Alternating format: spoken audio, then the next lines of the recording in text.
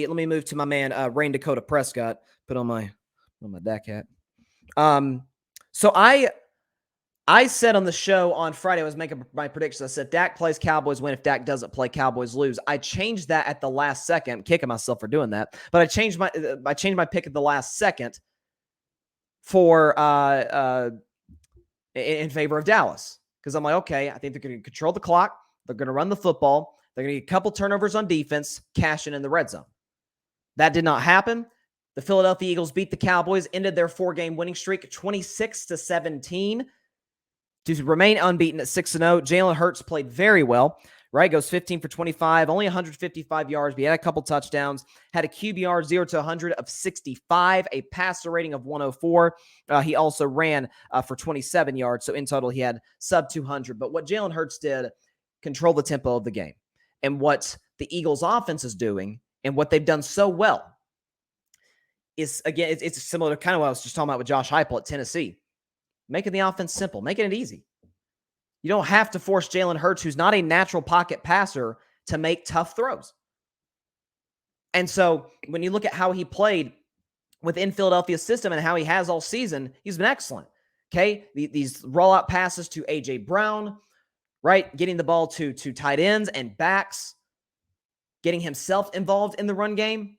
They are doing what you should always do, especially with a young quarterback, and really with any quarterback. Play to their strengths. You play to Jalen Hurts' strengths, you've got a chance with that roster. You got a chance to get all the way to Arizona for the Super Bowl. So when you look at this Philadelphia team with that defense, with that, the way they can run the ball, the way that they can hit explosive plays in the passing game, as great as they are situationally, this, to me, and I said it was between Philly and San Francisco for best team in the NFC. Folks, I'm not selling my stock on San Francisco because they're just too good. They're too good. They're too well coached. They're too loaded on defense. They got too many playmakers on offense. But Jimmy G, I'll get to Jimmy G a little later in the show. He did it again, folks. He had a typical Jimmy G game. You asked Jimmy G to win it? No mas. Philadelphia, to this point, has not asked Jalen Hurts to carry them yet, which, that's a good thing. If I'm an Eagles fan, I don't want Jalen Hurts to have to carry me. I don't want Tom Brady or Patrick Mahomes or Josh Allen to have to carry me. I want to make it as easy and as simple as I can for them, or as easy as simple as the NFL can be, at the very least. But moving on to the Dallas Cowboys, though. When you're having a discussion with somebody and you have a disagreement, okay? And we have those. It's okay to have civil discussions, which are never present on social media. But be that as it may, we can disagree on something, but I can see your point. Like, if you make points, I'm like, okay, I see why this person feels this way about something. Doesn't have to be sports. It can be anything. Okay, I sort of, from their perspective, I kind of get why they see something this way. Or it could be like on a second level where you're like, oh, gosh, I still don't really know what they're trying to get at. I'm trying to understand, but I really can't. And then there's that third level where it's like, okay, this is just stupid. What they are saying makes no sense. It's dumb. I am right and they are wrong, and there's no question about it. I know not a lot of people did it, but a good enough portion of people did. Talk about how Cooper Rush should stay in for Dak Prescott once Dak gets healthy. And I kept telling y'all, the second Cooper Rush is asked to win a game, we'll see how good he is. And he was pretty bad, folks. I said, we have yet to see Cooper Rush in his career trail by double digits. He trailed by 4 against Minnesota in his only start last year for an injured Dak. He never trailed against Cincinnati. He trailed by 7 against the Giants. He trailed by 1 point in the second quarter against, the Washington Commanders. He never trailed against the Rams. I said, we have yet to really know how good this guy is. I mean, do we? When he doesn't have the supportive run game, when they're asking him to throw them back into it, what you get as a result is a sub 50% completion percentage, a buck 81 through the air, a touchdown, 3 interceptions, a QBR 0 to 100 of 32, and a passer rating, which, by the way, those of you that don't know, highest passer rating that a quarterback can get, a perfect passer rating is 158.3. Yeah, Cooper Rush at a 37.3. He wasn't very good. Is that the guy you want replace Dak Prescott? You sure about that? You sure? Because his arm is below average. His accuracy has never really been that good. I've been trying to say that for a while. Look at his completion percentage even leading into this game. It's sub 60%. It's not great. It's like Cam Newton level. Okay?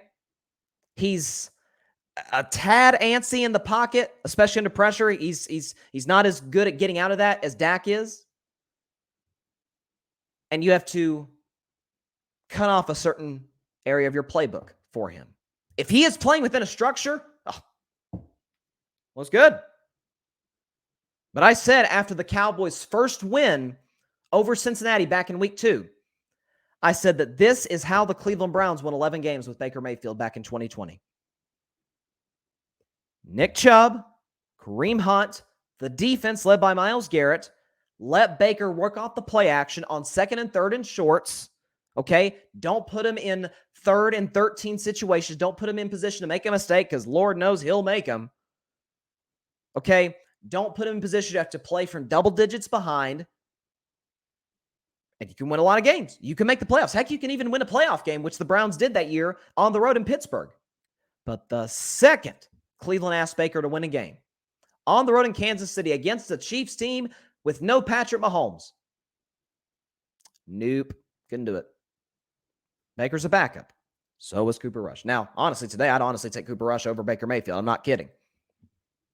But the fact that people actually thought that this team could go anywhere with Cooper Rush at quarterback, the fact that people thought, hey, listen, this could be, it's like, this is how Dak got his job, in 2016 for an injured Tony Romo.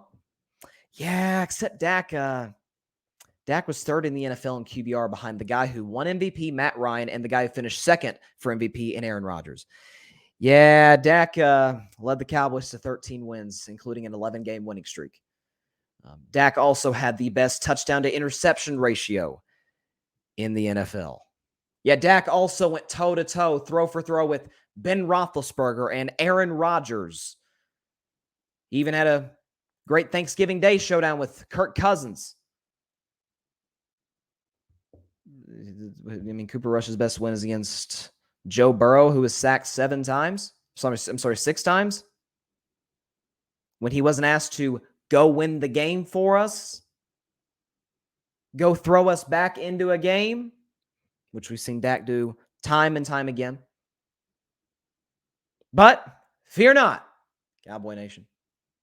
Help is on the way, as the great Shannon Sharp once said back in the 90s. Help is on the way because, according to multiple sources, including the main source, Dak Prescott, the plan is, in Dak's own words, that it'll start next week against the Detroit Lions.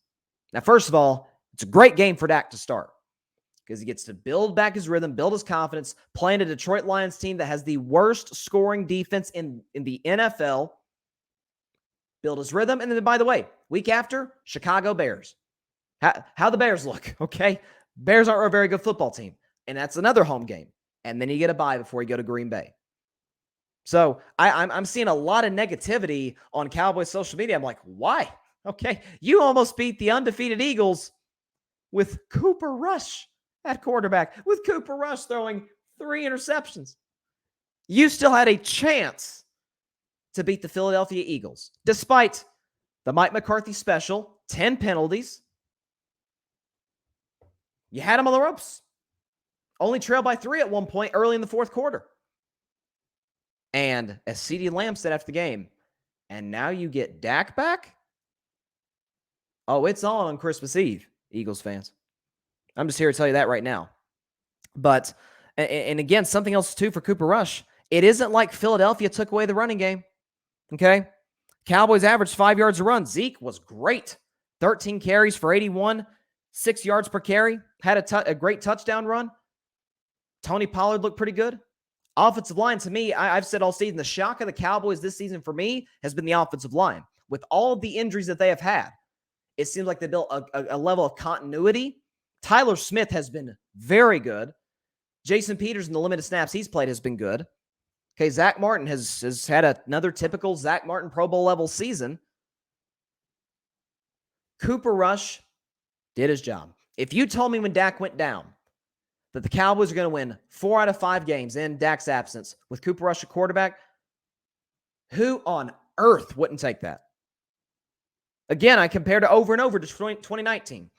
Drew Brees suffers the same thumb injury Dak Prescott suffered. Teddy Bridgewater steps in 5-0.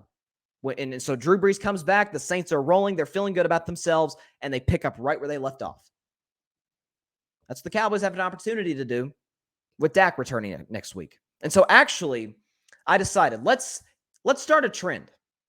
We're going to start a trend. We're going to start a hashtag here on Carving It Up Live and see if we can't get it to trend all the way here from beautiful Tennessee, the home of the third-ranked Volunteers, all the way to Jerry World. Okay? Get it on T-shirts, on hats, on hoodies, on everything. You ready for this? Here we go. Return of the Dak. That's what we got. Hashtag Return of the Dak. You know the song, Mark Morrison, Return of the Mac. It's Return of the Dak. That's what we're doing. So go and get that trending on social. Okay? I'll do my best to get it going. And y'all can help me out. Help this get all the way to Dallas, Texas for the return of Dak Prescott. Again, I will repeat what Shannon Sharpe said back in the 90s when the Broncos were kicking the Patriots' behinds. Shannon Sharpe is on the phone. Help is on the way. Help is on the way, Dallas. Don't worry. Don't you worry. Don't be too negative. Listen, Mike McCarthy is still the head coach, and there's a lot of limitations that comes with that. Okay, why he didn't challenge the CeeDee Lamb missed first down in the first half and decided to go for it and got stopped short. It's a typical Mike McCarthy play. It is a typical job of him being completely and utterly clueless about game situation. But that's what you're not telling me anything. I'm not telling you anything you don't already know. This is who Mike McCarthy is. So you just got to live with that. It is what it is in that department. But I thought Micah Parsons played well. Trayvon Diggs had his moments. Dorrance Armstrong, who, by the way, has quietly had a very good year, played well. Leighton Vander Esch had a good game. So there are still some positives to take away from this game for the Cowboys. By the way, they trailed 20-3 at halftime. A lot of teams with their backup quarterback would have given up. Dallas didn't. Thanks so much for watching the show on YouTube. Be sure to click that big red subscribe button and go check out the other clips and full shows of Carving It Up Live. Have a blessed day.